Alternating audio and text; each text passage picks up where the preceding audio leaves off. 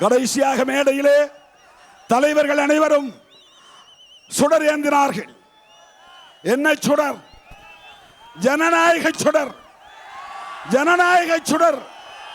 இந்திய வரலாற்றிலேயே ஜனநாயக சுடரை ஏந்துகிற மாநாடு இந்திய அரசியல் வரலாற்றிலேயே விடுதலை சிறுத்தைகளின் மாநாடுதான்.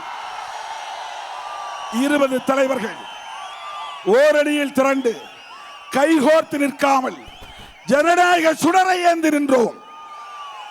ஏன்? நாடு சனாதன இருள் சூழ்ந்து கிடக்கிறது. மோடி அமித்ஷா கும்பல், அவர்கள் சீட்டிங் கும்பல், ஃப்ராட் கும்பல், ஏமாற்றுகிற கும்பல், மோசடி கும்பல், மக்களை ஏய்க்கிற கும்பல், எத்தர்கள் அவர்கள்.